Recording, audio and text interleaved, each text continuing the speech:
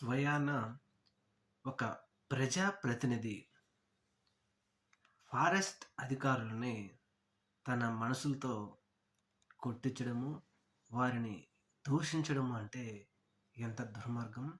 ఆంధ్రప్రదేశ్ రాష్ట్రంలో 2024 సార్వత్రిక ఎన్నికల్లో కూటమి ప్రభుత్వం అధికారంలోకి వచ్చిన తర్వాత వైఎస్ఆర్సీపీ నాయకులు, కార్యకర్తలు, అభిమానులతో పాటు ఇప్పుడు పోలీస్ అధికారుల మీద కూడా కక్షలు తీర్చుకుంటా ఉన్నారు కూటమి ప్రభుత్వ ఎమ్మెల్యేలు. ముఖ్యంగా శ్రీకాకుళం ఎమ్మెల్యే బుడ్డా రాజశేఖర రెడ్డి తన అనుచరులతో కలిసి ఫారెస్ట్లో పనిచేస్తున్నటువంటి ఫారెస్ట్ అధికారుల్ని కొట్టడము, స్వయాన తన కారులో ఎక్కించుకొని తన ముందే కొట్టించడము, తన్నించడము, అలాగే ఫారెస్ట్ అధికారులుగా పనిచేస్తున్నటువంటి కొంతమంది ఎస్సీ ఎస్టీ అధికారులని కులం పేరుతో దూషించడం మాత్రం ఒక సంచలనమే రేపిందని చెప్పాలి.